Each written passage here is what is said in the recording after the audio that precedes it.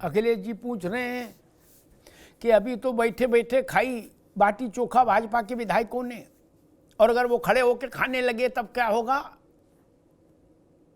सरकार के खिलाफ खड़े हो गए तब क्या होगा। विपक्ष के नेता होने के नाते ठीक है, उनको उम्मीद रखनी चाहिए, लेकिन उम्मीद भी व्यावहारिकता के धरातल पर जांच परख के सार्वजनिक की जानी चाहिए, अन्यथा स्थितियां ठीक नहीं रहती। निपट उम्मीद नहीं चलती, उम्मीद के पीछे कोई तर्क भी चाहिए, कोई शक्ति भी चाहिए। मेहमानों की परिचय करा दे, धर्मेंद्र सिंह जी हैं, समाजवादी पार्टी के प्रवक्ता, धर्मेंद्र जी का बहुत स्वागत है। वरुण पुरोहित जी हैं, कांग्रेस के नेता, वरुण जी का बहुत स्वागत है। आलोक पांडे जी हैं, राजनीतिक विश्लेषक, आलोक जी का स्वागत है। डॉक्टर सुनील कौशिक हैं, वरिष्ठ पत्रकार, सुनील जी का बहुत बहुत स्वागत। धर्मेंद्र जी, आपसे बात शुरू करूंगा। अच्छा, समझदारी का मसला ये होता है कि हम अंदर अंदर अगर मन में लड्डू फूटे भी तो उसको तब तक सार्वजनिक नहीं करते जब तक चीजें शेप ना ले जाएं, वरना जगहसाई बंद होती है। मन में लड्डू फोड़ने में कोई गुनाह नहीं, लेकिन चौराहे पर लड्डू ना फोड़ो। मुझे याद है, समाजवादी पार्टी और खुद अखिलेश जी ने कई बार ऑफर दिए। कुछ ऑफर तो बड़े प्रसिद्ध हुए, मानसून ऑफर, 100 लाओ सीएम बनो, ऐसे कई बार ऑफर आए। और कई बार अखिलेश जी ने डेट भी दी कि योगी जी के जाने की डेट पता लग गई, दिल्ली में बात हो गई है, फला तारीख को गो वेंट गॉन योगी हो जाएंगे, लेकिन कभी ऐसा हुआ नहीं। अब अखिलेश जी करेंगे, अगर वो लिट्टी चोखा बाटी चोखा खड़े होकर खा रहे होते तब क्या होता, ये बताओ। इस बात का क्या अर्थ है धर्मेंद्र जी?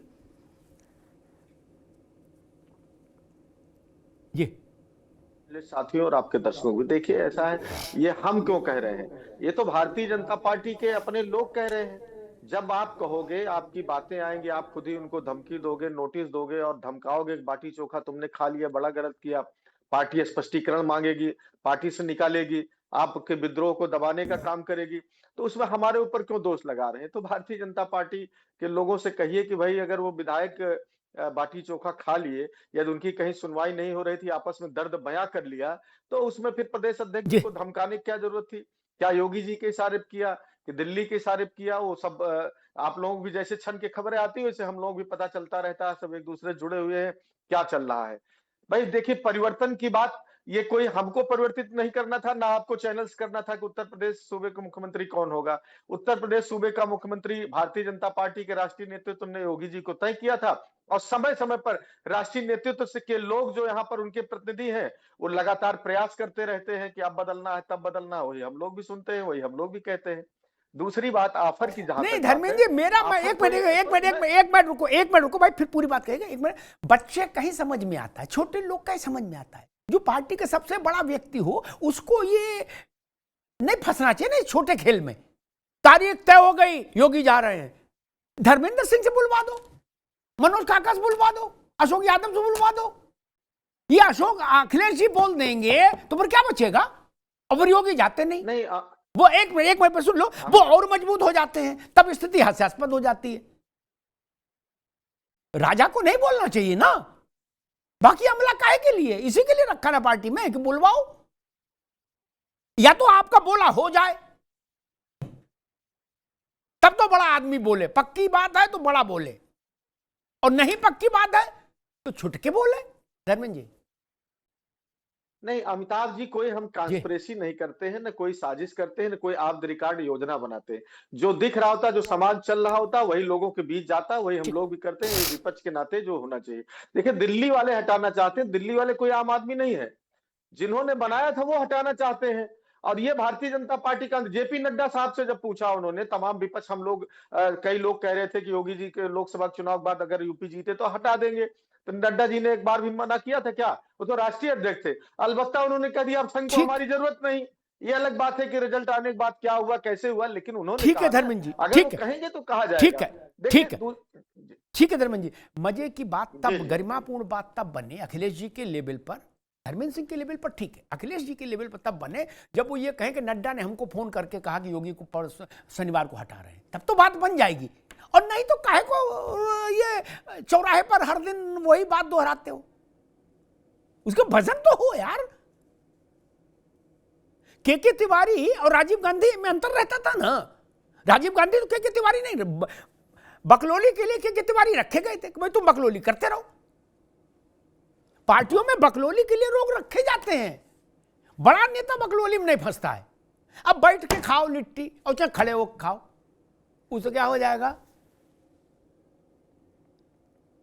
क्या किसी ने ऐसा कहा कि 50 लोग, शिवपाल जी ने और अखिलेश जी ने तो प्रस्ताव दिया था कि हमारी तरफ आ जाओ, किसी ने बोला कि हम आपकी तरफ आ रहे हैं? ऐसा तो किसी ने नहीं बोला। धर्मेंद्र जी कह रहे हैं कि वही दिल्ली वाले हटाना चाहते हैं। दिल्ली वालों ने कभी ऐसा वक्तव्य दिया हो या सपा को कहा हो कभी टेलीफोन करके, व्हाट्सएप करके, तो सार्वजनिक करिए कि हमसे बोले अमित शाह, हमसे बोले मोदी, हमसे बोले भागवत। नहीं ना, नहीं तो फिर ये बच्चों की चकल्लस रहने दीजिए, इसमें बड़े न उलझे। मेरा सिर्फ कहना इतना था। आलोक पांडे जी, हम लिट्टी चोखा में उलझे हैं, उधर एक नया परिदृश्य देश के सामने आया उत्तर प्रदेश के जरिए, जिसकी जिक्र मैंने शुरुआत में की, जिसका उल्लेख 2025 में 55 करोड़ लोग, मोटे तौर पर 25 करोड़ यूपी की आबादी मानते हैं हम, डबल से ज्यादा 55 करोड़ लोग उत्तर प्रदेश आए। एक व्यक्ति आता है उत्तर प्रदेश में, एक अध्ययन है, हाई प्रोफाइल अध्ययन है, एक व्यक्ति उत्तर प्रदेश में आता है बाहर से यहां घूमने, वो 7 लोगों की आजीविका को गति देता है। कितने? 7 लोगों की आजीविका को गति देता है। यहां लिट्टी चोखा में उलझे, वहां 55 करोड़ लोग उत्तर प्रदेश में आ गए। पूरे देश के टोटल टूरिज्म का मोर देन 1/4 अकेले उत्तर प्रदेश के पास। और इधर धर्मेंद्र जी लिट्टी चोखा में उलझे कि लहसुन की का तड़का लगाएंगे प्याज का। आलोक जी। जी अमिताभ सर, प्रणाम सर। भैया देखिए अमिताभ सर, 2022 का मुझे महीना याद है, मई या जून में हम और आप पर चर्चा में थे। ये आज जो आप बता रहे हैं उसी से लिंक है। और आपने एक बात उठाई थी जिसमें था कि मंदिर बनने से, आपने उसका उत्तर दिया था कि मंदिर बनने से फायदा क्या 2022 में। और उसका जब आपने 2022 में अनुमान लगाया था और 2025 खत्म होते होते तक वो अनुमान 300% सही हो गया।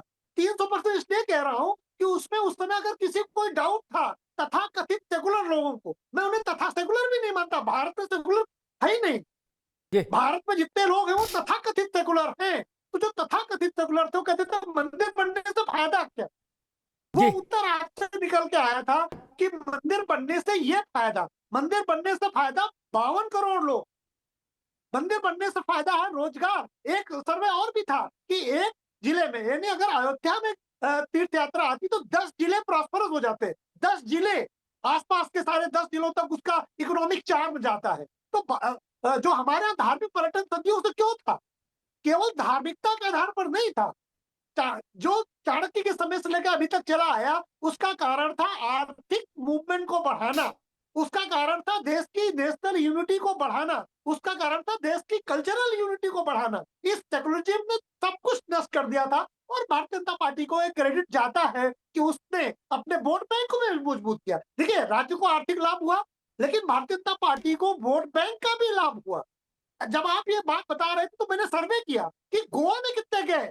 गोवा में गए 59 लाख लोग, और आगरा में कितने आए 70 लाख लोग, दोनों को मिला तो 1.25 करोड़। यानी 2 दिन 3 दिन के अयोध्या 30-31 दिसंबर को अयोध्या जी में जितने लोगों ने दर्शन किया, उतने में पूरा गोवा और आगरा का ताजमहल निपट गया।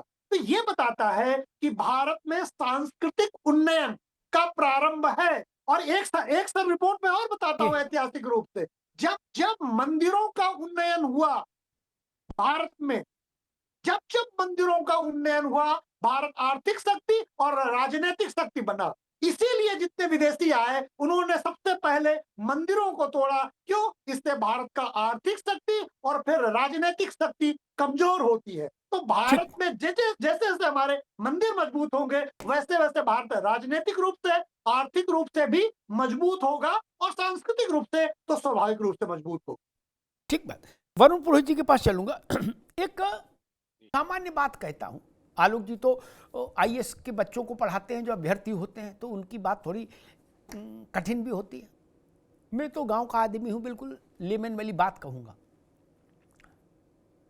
अयोध्या में 5 कोसी परिक्रमा है, 15 कोसी परिक्रमा है और 84 कोसी परिक्रमा है।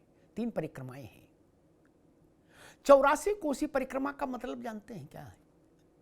अगर रामलला के मंदिर को नाभि केंद्र माने और उसके चारों ओर प्रकार घुमा दें क्या, तो वो 250 किलोमीटर, लगभग 240-45 किलोमीटर हो जाता है 84 कोस में। अयोध्या में रामलला के मंदिर ने उस पूरे 84 कोस के भाग्य पर नई जीवन रेखा लिख दी, नई भाग्य रेखा लिख दी। मैंने एक बार कहा था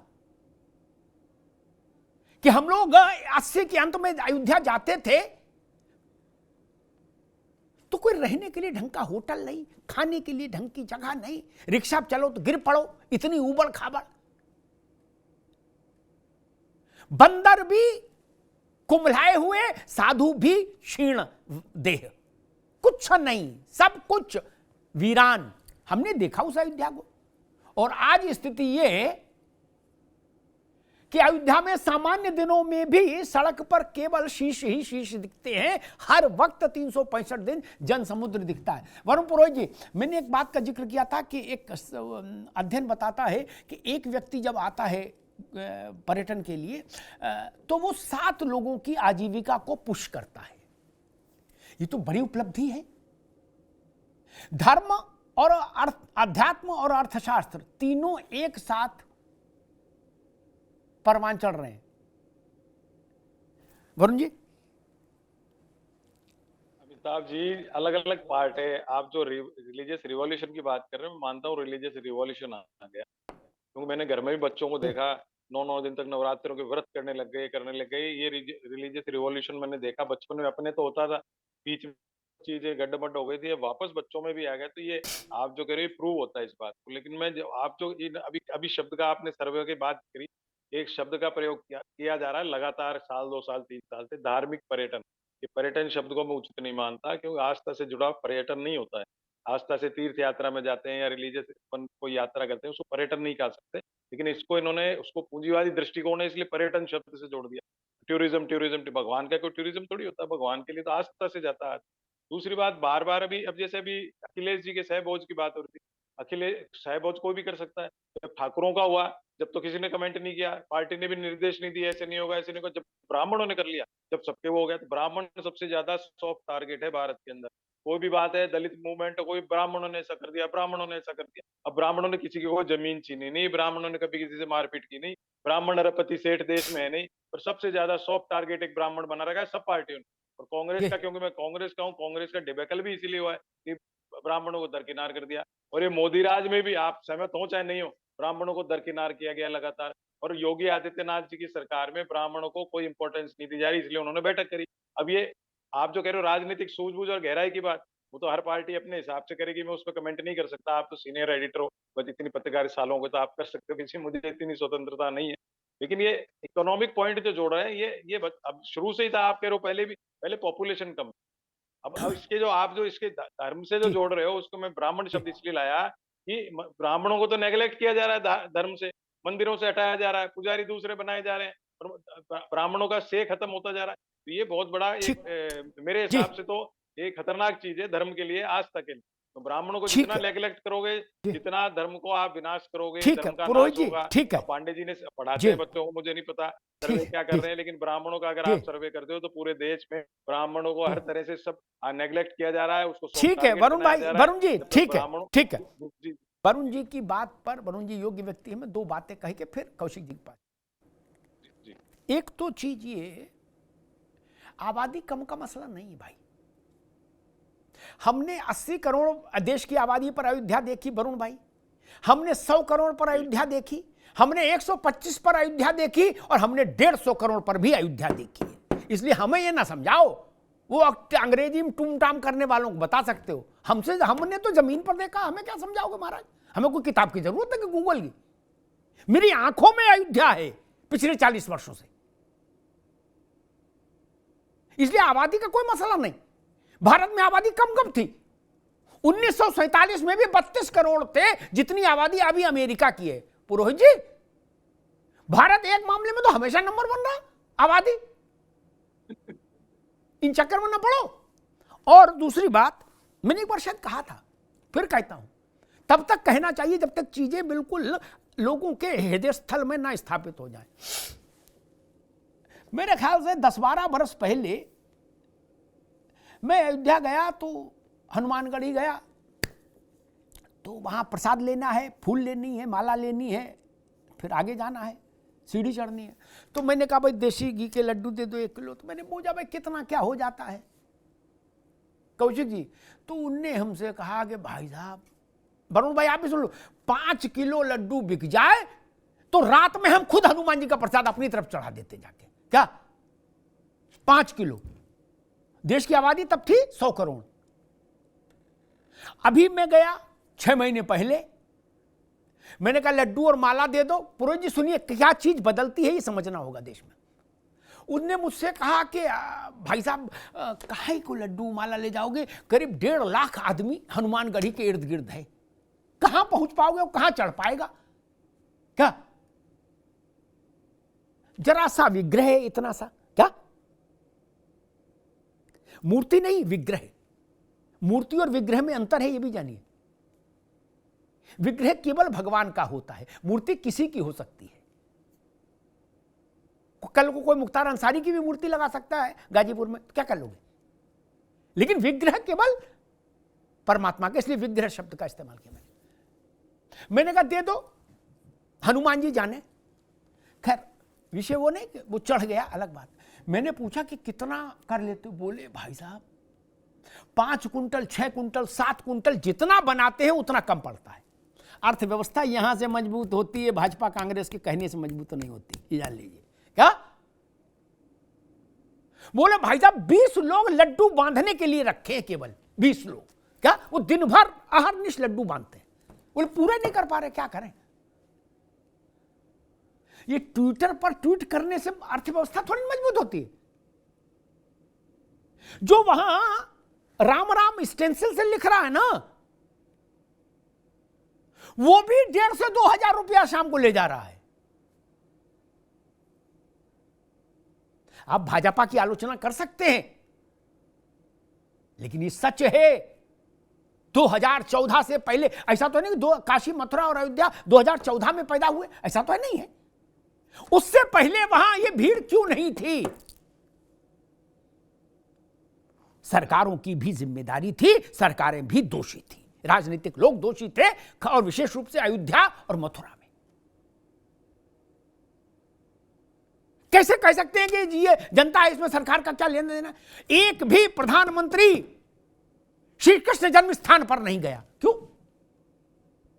अयोध्या में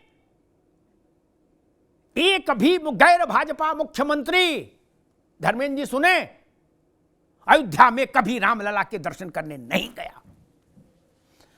टीले वाली मस्जिद गया, देवा शरीफ गया, कलियर शरीफ गया, मुख्यमंत्री रामलला के दर्शन करने नहीं आया, कभी नहीं आया। ये तथ्य मिट थोड़ी ना जाएगा। अयोध्या के बगल से गुजरे, 1.25 रुपया का बताशा और एक देसी घी का दीपक भी नहीं जलाया रामलला की ड्योढ़ी पर। आप कह रहे हो कि इसमें हमारा भी हिस्सा है? नहीं ना। जिन लोगों ने अयोध्या को अछूत बनाकर रखा, अयोध्या के श्री और विस्तार में, उसकी आभा में उनका हिस्सा नहीं हो सकता, ये जान लीजिए। कौशिक जी गलत तो नहीं कह रहा। जिन लोगों ने अपने पूरे जीवन अयोध्या को अछूत बनाकर रखा, उजाड़ बनाकर रखा, ना कोई योजना, ना कोई परियोजना, ना रामलला का टेंट में रस्सी बदलने के लिए सुप्रीम कोर्ट में केस एप्लीकेशन लगानी पड़े, कमिश्नर एहसान करके 1500 रुपया देता था महीने में रामलला के लिए, रामधाने का भोग लगने के लिए। वो लोग भी कह रहे कि अयोध्या के विस्तार में हमारा भी पत्थर लगाओ। कौशिक जी,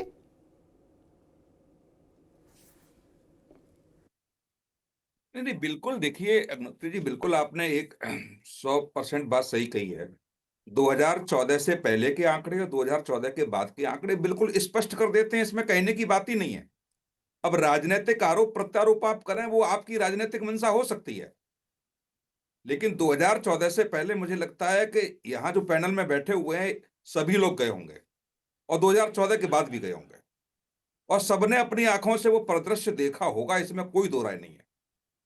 मैं भी उसका गवाह हूं, मैंने भी देखा 2014 से पहले और 2014 के बाद भी मैंने देखा।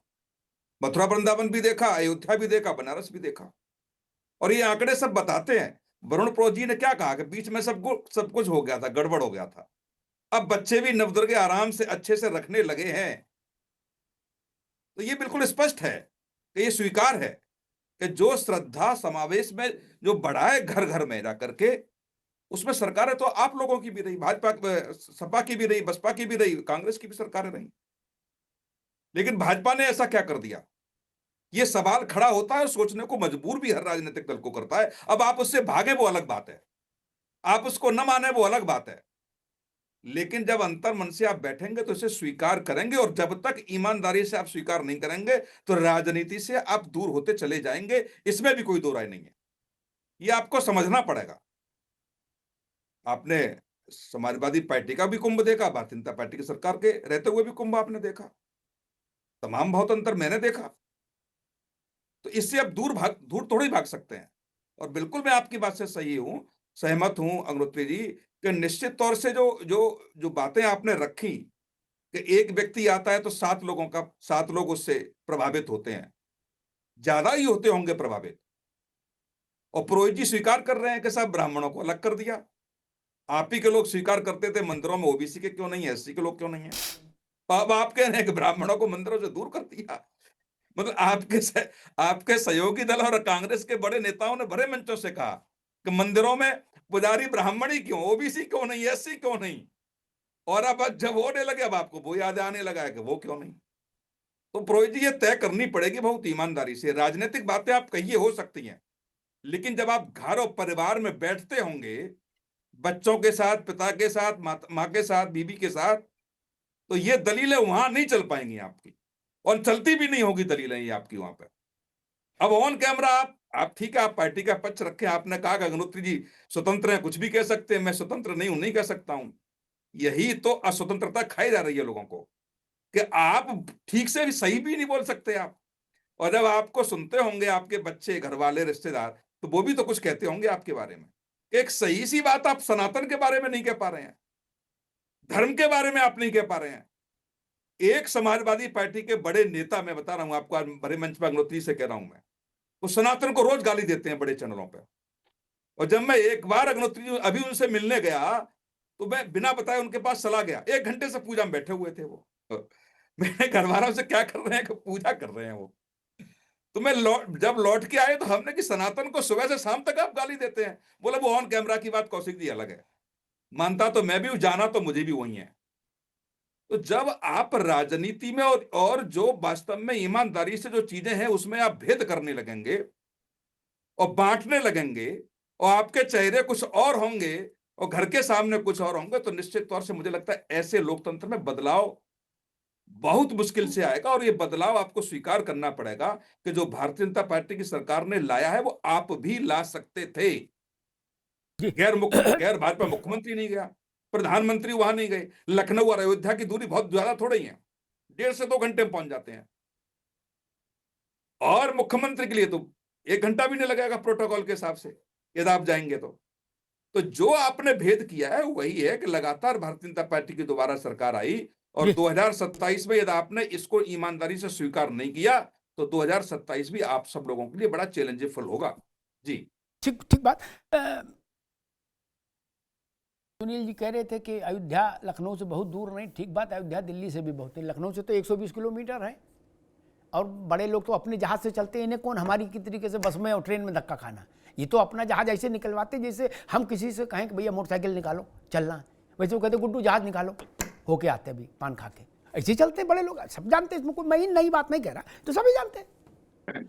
कुछ देश में नेता हैं, आलोक पांडे, उनका रिकॉर्ड है, वो आज तक अपने घर से या तो 50-25 महंगी गाड़ियों के काफिले में निकले या जहाज से, अपने निजी जहाज से निकले, वो कभी भी सर्विस फ्लाइट में चले ही नहीं।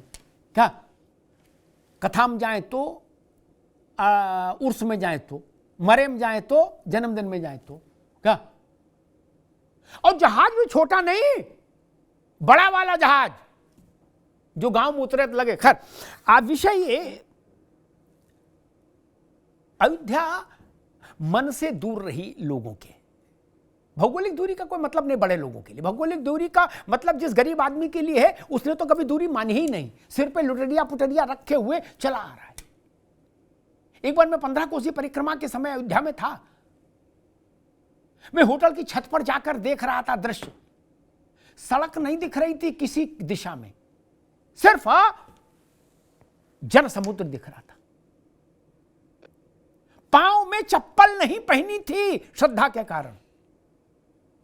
आलोक जी, दूरी का मसला नहीं है, वरना इस देश के एक बड़े राजनीतिक परिवार के बड़े लोग बाबर के मजार तक हो आए कई बार।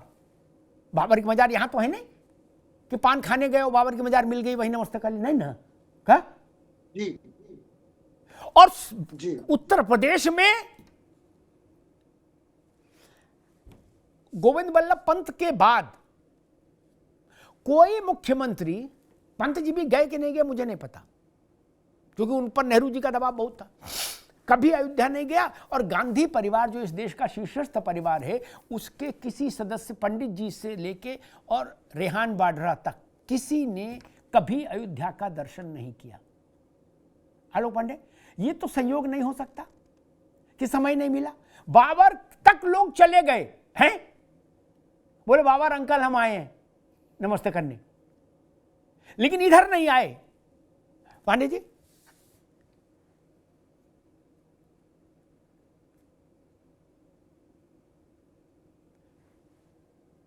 अमिताभ सर, ये इसीलिए मैं पहले बार में मैंने कहा था कि तथाकथित सेकुलर जितने लोग हैं, मैं मानता हूं कि तथाकथित सेकुलर हैं, क्योंकि कारण ये समझिए सर, मुसलमानों जी का सम्मान और हिंदुओं का विरोध, भारत में यही सेकुलरिज्म है सर, इसके साथ सेकुलरिज्म कुछ है नहीं। और ये जितने लोग हैं, इनको पता नहीं कहां से लगता है इनको, हो सकता है वोट बैंक भी प्रभावित होता हो, कि अयोध्या जाने का मतलब है कि हम मुसलमानों का विश्वास खो देंगे। हालांकि मैं इस बात का विरोध करता हूं कि भाई मुसलमान तो इतना धार्मिक कट्टर है, वो हिंदुओं को की धार्मिक कट्टरता को या धार्मिक आस्था को मानने में क्या बुरा मानेगा।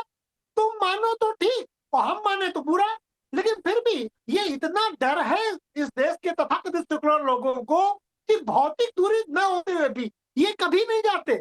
अरे भाई, अयोध्या के सांसद, वो उनसे पूछा गया एक चैनल में, जय श्री राम कहा गया तो जय श्री राम नहीं बोले, जय श्री राम चैलेंज किया गया, भाई जय श्री राम बोले नहीं। आप समझिए, जिस देश में प्रभु राम जन्म से लेकर मृत्यु तक सबके साथ है, जन्म से मृत्यु तक कण कण में राम है, वहां का सांसद प्रभु राम मंदिर में जाने से डरता रहा। मेरे पास अभी जानकारी नहीं है कि वो अभी गए राम मंदिर की नहीं, दर्शन करने नहीं गए। हनुमानगढ़ की बात करें तो बाबर को चार्मिंग कहने वाले Jawaharlal Nehru, charming, Prince charming कहने वाले, इंदिरा गांधी को लगता था वहां मजार में जाके जो बोलती थी कि मतलब उनको लगता था अरे बहुत मजा आ गया, आनंद की अनुभूति हो गई, और भी कई शब्दों का प्रयोग किया था। और राहुल गांधी तक जाने वाले लोग जब प्रभु राम के दरवाजे में नहीं जाते, फिर कहते हैं सर ईवीएम खराब है।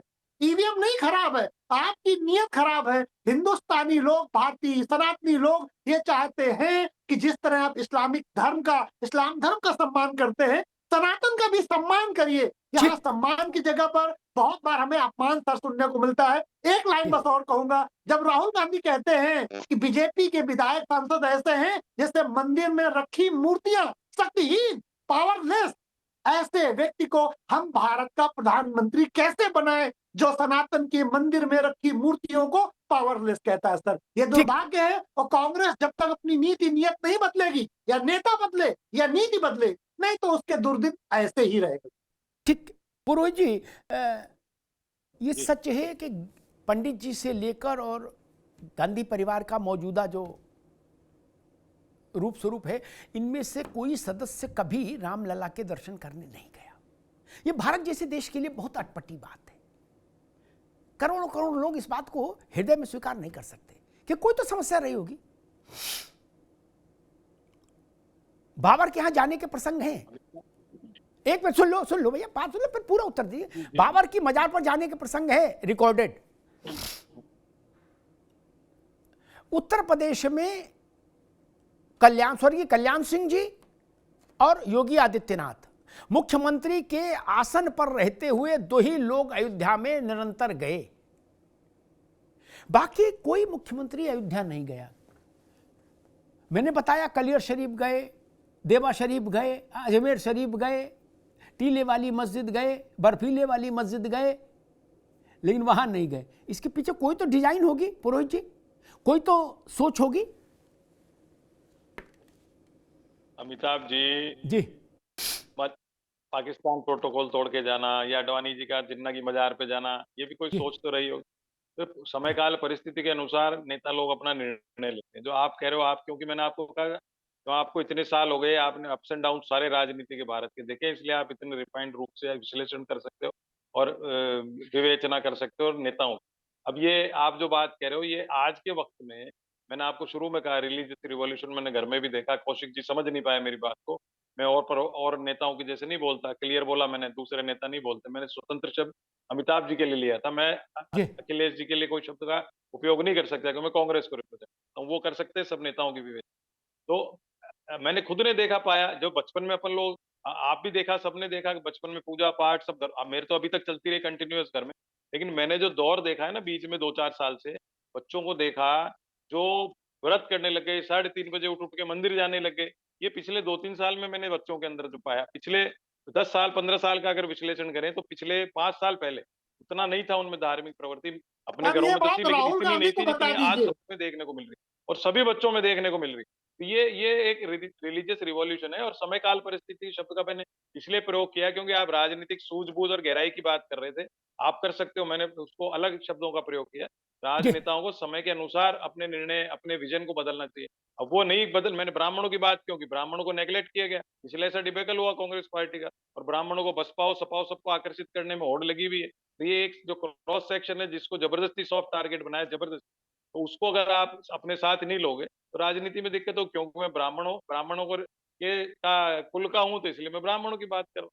तो राजनीति के अंदर समय काल परिस्थिति से निर्णय लेना, सूझबूझ गहराई से निर्णय लेना अगर लिए होते तो मोदी जी की गारंटी जो फेल हुई 240 पे, मैंने उस समय राम मंदिर प्राण प्रतिष्ठा के उसके बाद से आप देख लीजिए मेरे साथ डिबेट जितनी मैंने करी, उसमें कहा विपक्ष को 4 जून को जो परिणाम आएंगे तो ऐसा लगेगा कि हम और मजबूती से लड़ सकते थे। लेकिन इनको पता नहीं था जमीन की हकीकत, अगर ढंग से लड़ते तो मोदी जी की सरकार उसी से में रुक सकती थी। आज भी आप जो बता रहे हो वो, अगर मैं जो थिंक टैंक की बात कर रहा हूँ, अगर एडवाइजर्स अपने उनको रखोगे जिनको राजनीति में, जिनका सॉफ्टवेयर जैसे आप लोगों का इतने सालों से अपडेट होता रहता है, मैं क्योंकि टेक्नोलॉजी आ गई इसलिए सॉफ्टवेयर शब्द का प्रयोग कर रहा हूँ। तो पहले प्रिंट मीडिया था, इलेक्ट्रॉनिक मीडिया, टेक्नोलॉजी था नहीं, वो जो जिनका सॉफ्टवेयर अपडेटेड है उनको अपने एडवाइजर्स रखोगे तो आपको ज्यादा मेहनत करने की जरूरत नहीं है। आप एडवाइजर्स किनको रखोगे? जो अभी कल के छोकरे हैं, दूसरी पार्टी से आए, कोई वामपंथी विचारधारा से आया, उनको रखोगे तो आपकी पार्टी, अपना विचार तो आपका छूट जाएगा, दूसरे के विचार से आप प्रभावित होगे तो आप अपने विचार से छूट जाओगे। ठीक बात है वरुण जी, ठीक कहा आपने। हमारे यहाँ गांव में कहावत है, नादान की दोस्ती जी का जंजाल, ठीक है ना। अब ये तो उनको सोचना चाहिए कि भाई कैसे क्या करें, जो पार्टियां चला रहे हैं और वहां समेट के भाषण देने पर उन लोगों को भी सोचना चाहिए कि आप देश की नब्ज ही नहीं जानते तो आप क्या जानते हो, फिर काहे का क्या कर रहे हो भाई। धर्मेंद्र जी, ये सवाल मैंने देश में हर जगह सुना कि सब जगह गए, बार बार मैं रिपीट करूं नहीं, मैंने बताई दे, कई शरीफ बताए, क्या देवा शरीफ, कलियर शरीफ, अजमेर शरीफ, क्या सबके पास टाइम। बाबर के यहां तक नमस्ते 3 बार करे आए।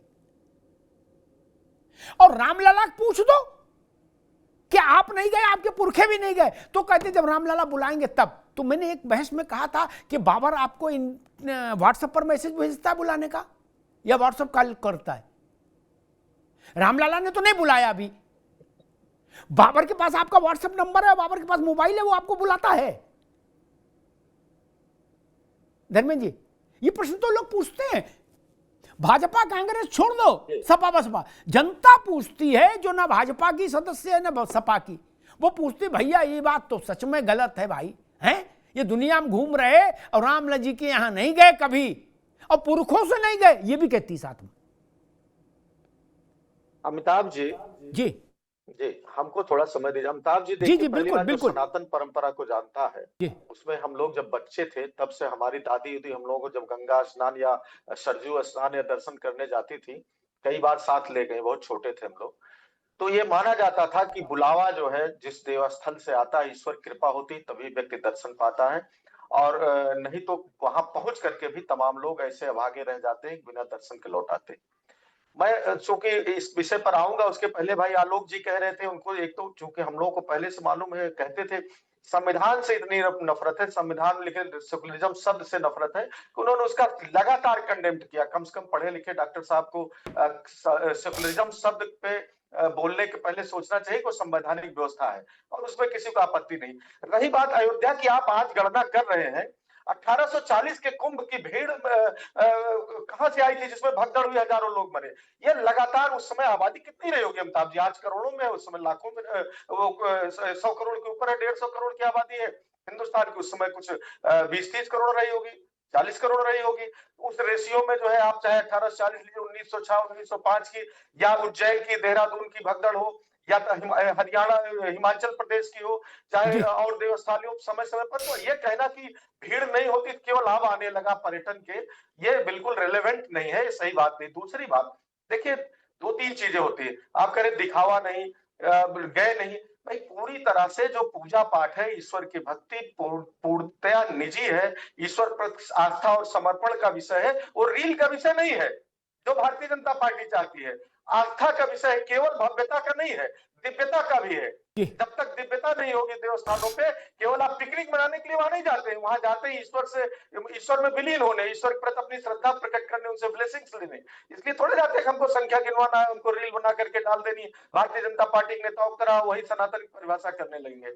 सनातन बहुत व्यापक है, और सनातन के पीछे छुप करके जो सरकारें रोजगार, महंगाई, भ्रष्टाचार, इनसे नहीं बच सकती। आपको चुना गया है, इन ठीक है धर्मेंद्र जी, ठीक है, आपको ठीक है, ध्यान देना पड़ेगा जी, ठीक है। तो महत्वपूर्ण ये है, ठीक है, ठीक आज है, जो शुरू है, मैं इससे बिल्कुल सहमत नहीं हूँ। ठीक है धर्मेंद्र हम लोग, मुझे याद है, मैं एक घटना बता करके, हमें याद है कि हमारी दादी, हमको लगता है 90 के आसपास, 87-85 में एक सरयू स्नान लेके गई थी, और वहां भी उस समय प्रभु श्री राम का मंदिर तो मान लीजिए टेंट में था, नहीं था, लेकिन वहां पर कनक भवन, हनुमानगढ़ी आप कह रहे थे लड्डू, आप तो बहुत सीनियर साथी रहे, वहां पर हर जगह, चाहे दशरथ महल हो, चाहे कनक भवन हो, सरजू घाट हो, हर जगह मिठाई की, लड्डू चढ़ाने की।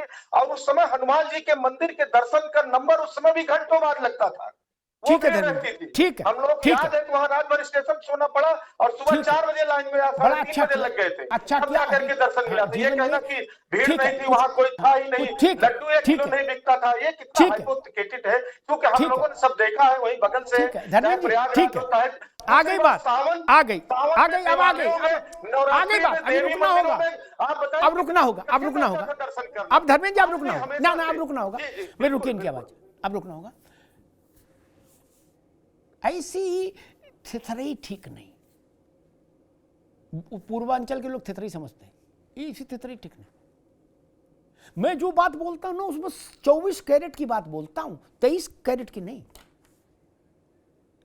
खूब सोच समझ लीजिए, तब चैलेंज करिए। भारत के पिछले कुंभ में भारत की कुल आबादी का जितना प्रतिशत स्नान करके आया, उतना प्रतिशत, संख्या की बात ही नहीं कर रहा, उतना प्रतिशत भारत की कुल आबादी का कभी कुंभ नहीं नहाया। धर्मेंद्र सिंह जी की बात खत्म हो गई, बात खत्म हो गई, बात गलत हो गई, ठीक। एक दूसरा, साल भर में अयोध्या में विश्व हिंदू परिषद की कॉल छोड़ दीजिए 80s में,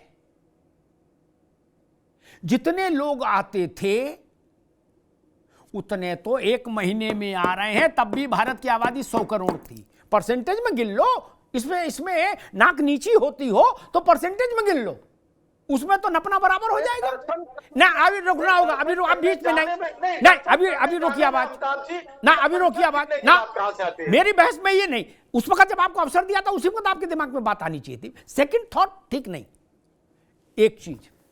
तीसरी चीज कहा कि भाई बुलावा आता है तीरथ से, इस बात से मुझे इनकार ही नहीं। मैं मूर्ख आदमी ये समझ नहीं पा रहा, मैं अपने को वज्र मूर्ख मान रहा कि पीढ़ियां गुजर गई, आज तक रामलला से न्योता नहीं आया, और चरारे शरीफ, हरारे शरीफ, गरारे शरीफ, देवा शरीफ, कलियर शरीफ, सबके न्योता धमाधम आ रहे। टीले वाली मस्जिद तक का न्योता आ रहा, साल में 3-3 दफे। फिरंगी महली से गलवहियां हो रही, बोले आओ मेरी जान, क्या सिमई खाओ।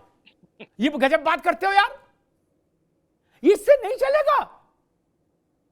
वो है ना, एक गाना था पुराना, हमरी ना मानो रंग रिजवा से पूछो। हमरी ना मानो, जनता से पूछो कहां खड़े हो महाराज, पता लग जाएगा। हमारी मानने को जबरदस्ती थोड़ी ना है। जो बाबर के यहां तक चले गए, मैं पूछता हूं, बाबर ने चिट्ठी अंतर्देशीय लिखा उनको कि तुम्हें मेरी कसम याद आ रही, आ जाओ। टेलीटंग कॉल किया, व्हाट्सएप किया, टेलीग्राम, बाबर ने उनको कैसे न्योता भेजा यार, ये तो बताओ। बाबर तो अल्लाह भी नहीं है।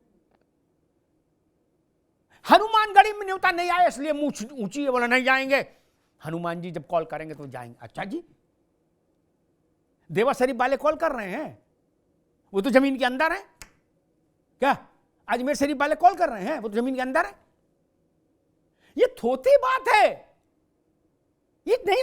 हम तो कहते कुछ नए तर्क लाइए, ये तर्क पिट गया, ठीक है, बड़े नेता ने दिया इसलिए हम भी देंगे, ऐसा नहीं। आप अपनी प्रतिभा को अलग से निखारिए कि बुलावा आएगा तब जाएंगे, ये कौन मान लेगा। 1949 से, दिसंबर 1949 से आज तक न्योता ही नहीं आया, और दुनिया में सब जगह आप घूम आए, कौन मान लेगा यार। कुछ तो करो। सुनील कौशिक जी, गांव के आदमी को ये बात कैसे हजम हो, या शहर के भी सामान्य भारतीय को बात कैसे हजम हो कि हम समरकंद तक हो आए कई राउंड। क्या बोले बाबर मियां, हम आ गए नमस्ते करने, हैं लोबान का धुआं देंगे आपको, और बगल में अयोध्या नहीं, कृष्ण जन्म स्थान नहीं। वो लोग भी कृष्ण जन्म स्थान नहीं गए जो कृष्ण पर राजनीतिक रूप से दावा करते हैं आज के दौर में। क्या कहते हम और कृष्ण जी एक ही हैं। क्यों नहीं गए? पुलिस पकड़ रही थी, भूकंप आ रहा था। कौशिक जी, देखो अग्निहोत्री जी, जब हम लोग तो सब गांव प्रवेश के हैं, जिस गांव से, जिस परिवार से कोई धर्म की नगरी नहीं जाता था तो उसको किस तरीके से लोग देखते थे। और धर्मेंद्र जी कह रहे हैं कि बुलावा आएगा तब जाएंगे हम, और बुलावा पीढ़ियों से नहीं आ रहा है तो इसका मतलब क्या माना जाए उस परिवार को। इसको भी मान लिया जाए कि बुलावा आएगा तब जाएंगे, तो बुलावा भी नहीं आ रहा है तो इससे बड़ा दुर्भाग्य क्या हो सकता है। ये भी तो मानिए कि भगवान की कृपा आप पर हो ही नहीं रही, बुलावा ही नहीं आ रहा आपके, आप आइए वहां पर, आप ही की बात बड़ी कर दे रहे हैं। लेकिन धर्मेंद्र जी, ये स्वीकार करना पड़ेगा आपको और हमको। राजनीतिक बातें करें अलग बात है, राजनीतिक परिदृश्य में बात करें अलग बात है, लेकिन मनोभाव को समझना पड़ेगा। पड़ोसियों की, गांव के गलियारे की बातों को समझना पड़ेगा। इतनी नफरत बटी है कि भगवान कृष्ण, भगवान राम, भगवान शिव को अलग करके आप देखते हैं। अगर हमने भगवान कृष्ण का दर्शन कर लिया, भगवान शिव का दर्शन कर लिया, किसी एक देव से जाके ब्लेसिंग ले आए, तो हम मानते हैं सनातन में कि हमको ईश्वर मानते रहिए। ये आप लोग धर्मेंद्र जी, आप इसी तरीके से मानते रहिए, इसी तरीके से मानते रहिए। भगवान फिर क्या शनिवार के दिन, मंगलवार की भगवान कृष्ण को अलग मानते हैं। आपको एक ही भगवान से सारा आशीर्वाद मिल जाएगा। तो फिर नहीं, भगवान कृष्ण को, मंगलवार को भगवान राम व्रत को, रख के भगवान शनिवार शिव को को रख अलग लीजिए, मानते हैं। गुरुवार का नहीं, व्रत सबको अलग रखिए, मानते हैं। सोमवार का व्रत रख आप लीजिए। सबको अलग मानते हैं, आप सबको अलग मानते हैं ना, भगवान कृष्ण और राम को अलग मानते हैं आप बिल्कुल मानते है हैं ही, कि एक है कि दिक्कत अलग क्या है? है इसमें? अरे क्या है अलग है मानने दोनों के लोग। लिए? अरे तब शास्त्र आप जानते ही आप नहीं तो है। दोनों लोग आपकी एक पार्टी ही तो ईश्वर के, दोनों देखो, लोग आपकी अलग अलग पार्टी समय तो में अवतरित हुए आपकी हैं। सुनिए ना, और उसके आपकी बाद अगर पार्टी हमने तो भगवान प्रिंसिपल कृष्ण का मानती है कथन भगवान किया, श्री कृष्ण के, हम और भगवान जब में भगवान श्री कण कृष्ण कण के में मंदिर ईश्वर और है कि मस्जिद का कहिए कि विवाद भक्ति आता जब आपके है प्रणाम तो आप करके लोग हाथ खड़े कर ले लेते लिया, हैं, तो बोले आप उसमें हम उस पर आपत्ति क्या बोलेंगे है? नहीं। देखो ये आप देखिए आइए धर्मेंद्र जी, सुनील जी, देखो आपको मुझे मुझसे आमंत्रित बहस कर करने रहे की हैं कि आवश्यकता नहीं है, कोई भाजपा का प्रवक्ता केदारेश्वर होता आप उससे बहस महादेव करते। मंदिर, देखिए नहीं, मैं तो गांव केदारेश्वर गलियारे की महादेव का बात आपसे मंदिर कर रहा मथुरा, हूँ। वहाँ हमारे यहाँ इटावा में बनवा रहे हैं आदरणीय अखिलेश यादव जी, आप आइए दर्शन करिए, वहां भी वही शिव है जो शिव अखिलेश जी अयोध्या क्यों नहीं जा काशी में, रहे? जो शिव अयोध्या क्यों नहीं जा रहे? केदारनाथ में, अरे जो शिव अयोध्या अखिलेश जी नहीं अयोध्या भी, जाएंगे और कौशिक जी वहां नहीं चले अयोध्या जाएंगे, जाएंगे, आपसे कौशिक पूछ जी के नहीं कौशिक जी जाएंगे ना, सैफई चले जाएं, क्या कह रहे लेकिन हैं? अखिलेश जी अयोध्या ऐसा नहीं जाएंगे। अयोध्या भी नहीं, अयोध्या भी जाएंगे तो अब कौशिक जी से और किसी से पूछने की जरूरत नहीं, गए भी हैं। जब हम बिल्कुल मैं लोग कह रहा जाते हूँ थे कब तक दर्शन नहीं किए, अभी भी पूछेंगे, मैं जाते वही हैं, तो कह रहा वो हूँ। पूछ के देखो आपको रील नेताजी रील तो में अब है बनाने की नहीं इस जरूरत दुनिया नहीं में, है, क्योंकि आप नेताजी तो अब इस दुनिया में है नहीं, आस्था नहीं ठीक है, मानते नेताजी मैं भी नहीं गए, रोकूंगा, अखिलेश मैं जी भी नहीं रोकूंगा गए, दोनों दोनों आगे आने वाली पीढ़ी दोनों भी नहीं मित्रों को आएगी। रोकूंगा, दोनों मित्रों को रोकूंगा, कौशिक जी को भी, धर्मेंद्र जी को भी। एक तो तथ्य स्पष्ट हो जाए, मैं किसी की बात का खंडन मंडन नहीं करूंगा, तथ्य जरूर रखूंगा। अखिलेश जी रामलला के दर्शन करने नहीं गए। 17 के चुनाव में, अगर मैं सही स्मरण कर रहा हूं, वो एक दिन रात को अयोध्या पहुंचे थे। पत्रकारों ने पूछा रामलला को दर्शन करने जाएंगे, तो बोले नहीं बाद में। क्या गए वहां, लेकिन रामलला के दर्शन नहीं किए। ये रिकॉर्ड में साफ हो जाना चाहिए, इसमें भ्रम नहीं रहना चाहिए, अच्छा लगे चाहे खराब लगे। धर्मेंद्र भाई ने कहा कि आप उन्होंने अच्छी बात कही, एक नूर से सब जग उपजा। ठीक भैया रुक जाओ, एक नूर से सब जग उपजा, इस टाइप की बात उन्होंने कही। अभी भाई अब ये देखो, बीच में अंताक्षरी नहीं यार, आप जानते हो मेरे बहस में तो नहीं होती, बाकी जगह होती है, मेरे में तो नहीं। जो ज्ञान, जो तर्क आए वो तुरंत दो, बाद में नहीं। मैं व्यवस्था तो बदलता ही नहीं। मेरा और भ्रम आप लोग दिमाग को अस्त व्यस्त कर दे तो ठीक। मेरा सिर्फ कहना, उन्होंने कहा कि सारे देवता एक, हम उनकी बात मानते हैं, एक को अहम द्वितीय न एक, हम अद्वैत मानते हैं। क्या एक ही ब्रह्म है, चलो मान लेते हैं, लेकिन चाचा अल्लाह कई हजार हैं क्या? अल्लाह कई हजार हैं क्या? चरारे शरीफ, गरारे शरीफ, देवा शरीफ, अजमेर शरीफ, टीले वाली मस्जिद, नाव वाली मस्जिद, पान वाली मस्जिद, अटाला मस्जिद, मटके वाले पीर, सबके यहां गए हो। अल्लाह कई हजार है? कई फ्रेंचाइजी है क्या? अरे मटके वाले पीर क्या हो आए तो घोड़े वाले पीर क्या क्यों गए? फिर क्या करने गए? यहां तो आपने ज्ञान की बात कही थी कि हम तो एक ही मानते हैं। अच्छा जी, आप हर 100 किलोमीटर पर नई मस्जिद में जाते हो, कोई नई चीज मिलती है क्या? वहां नई चीज मिलती है जो देवा शरीफ में है, वो कलियर पीर में नहीं है क्या? और जो हरारे से ये चरारे शरीफ में है, वो अजमेर शरीफ में नहीं है क्या? फिर गजब बात करते हैं लोग। वहां हजारों है क्या? नहीं ना। आपका माथा वहां झुकता है, बार बार झुकता है। और छोड़ो, ये तो अल्लाह और भगवान की बात, उनको क्या सब, वो क्या सफाई देंगे और किस मुंह से सफाई देंगे?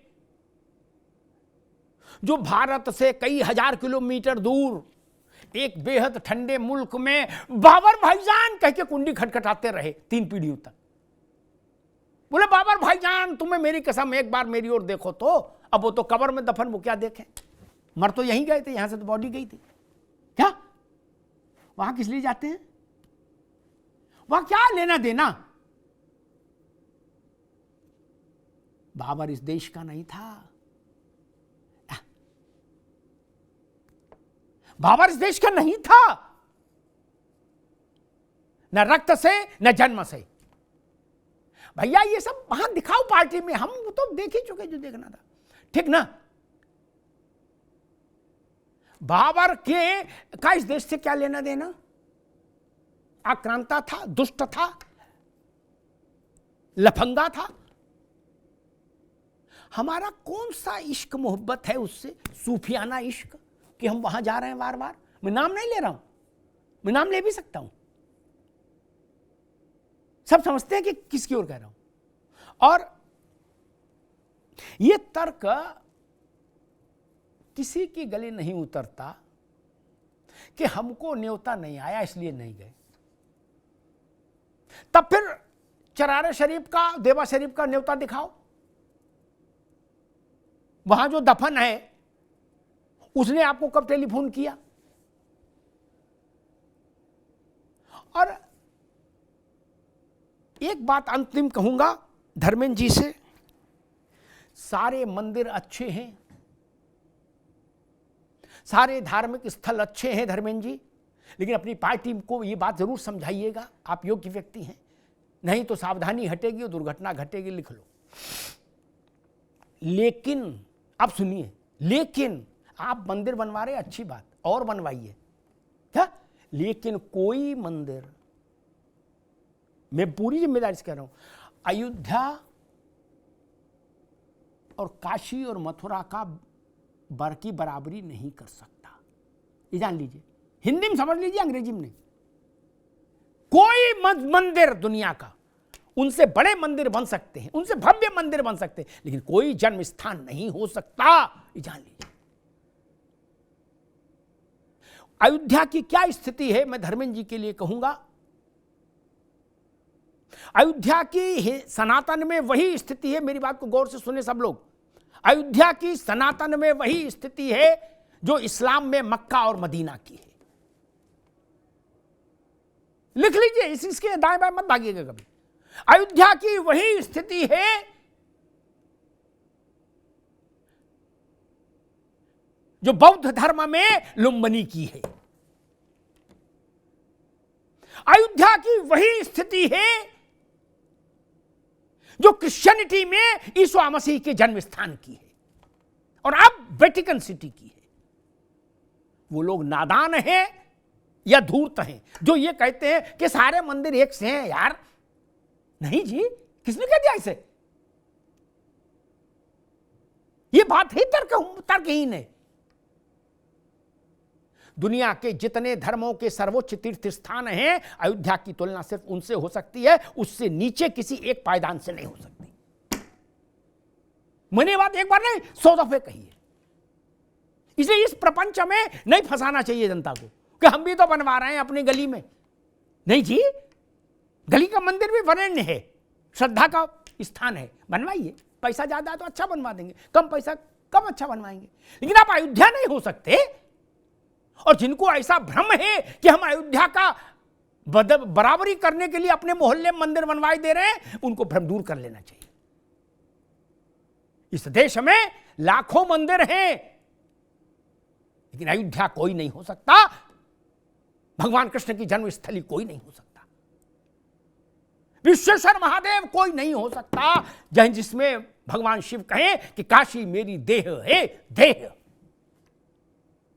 दुनिया में कोई दूसरा उदाहरण दे दीजिए। इसलिए यह बात बिल्कुल बेतुकी है कि हमने भी तो मंदिर बनवाए। अरे अच्छी बात है। वरुण भाई, एक बात कह के बात समाप्त कर दूंगा। इस दुनिया में मेरे ख्याल से 50 लाख 1 करोड़ मस्जिदें होंगी, छोटी बड़ी मिला के, क्या होंगी ना? लेकिन कोई मक्का नहीं हो सकता ना शहर मदीना हो सकता कोई ना, नहीं ना? हाँ बोलो महाराज, हाँ तो जोर से बोलो। हाँ भी नहीं बोल रहे, बताओ क्या करोगे? हाँ भी नहीं बोल पा रहे हो, बताओ फिर कैसे जीवन चलेगा? वेटिकन सिटी पूरी पृथ्वी पर दूसरी नहीं हो सकती। गिरजाघर लाखों हैं, लाखों और बनेंगे, लेकिन वेटिकन सिटी कोई दूसरी नहीं है ना। यीशु का जन्म स्थान दूसरा नहीं है। गिरजा अच्छे और बड़े बनेंगे। कोई अंबानी अडानी किसी दिन क्रिश्चियनिटी पर प्रसन्न हो जाएगा तो हो सकता है वो और महंगा सोना लगवा के गिरजाघर बनवा दे, लेकिन वो वेटिकन नहीं हो जाएगा। और जहां भगवान बुद्ध ने अवतार लिया उनकी प्राकट्य स्थली सपा के, बसपा के, कांग्रेस के, जनता दल के, लोक दल के, सबके कहने के बाद भी सामान्य बौद्ध मंदिर के रूप में तो नहीं हो सकता ना। बुद्ध धर्म के 5 स्थान हैं वरुण जी पूरे विश्व में, क्या उसमें 4 भारत में हैं, 1 भारत से लगा हुआ है बिल्कुल सीमा, क्या मोटरसाइकिल से भी चले जाते हैं हम लोग।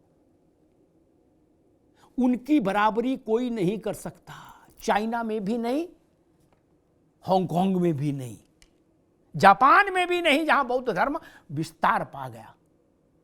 इसलिए ये बात जान लो, गांव का व्यक्ति इस बात को जानता है, हम आप न जाने अलग बात है।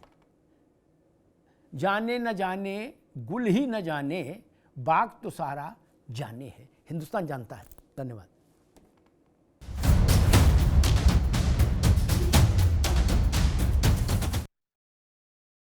उत्तर चाहिए ब्रॉट टू यू बाय आरप्योर का हल्दी मसाला, मिर्च धनिया करे कमाल, सबका राजा आरप्योर मसाला।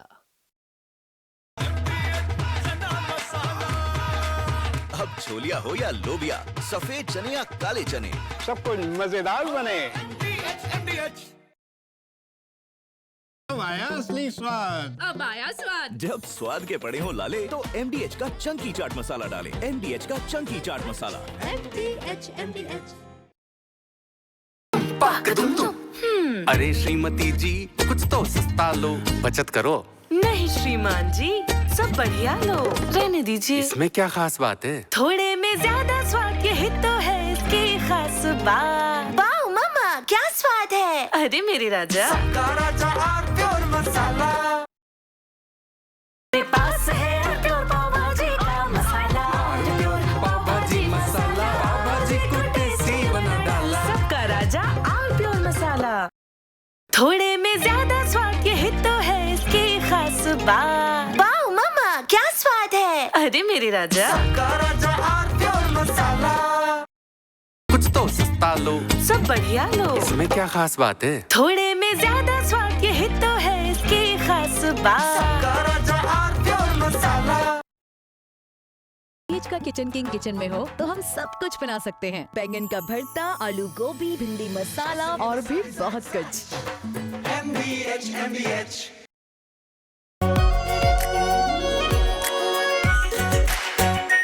आरप्योर शाही paneer masala, delicious, healthy everyday.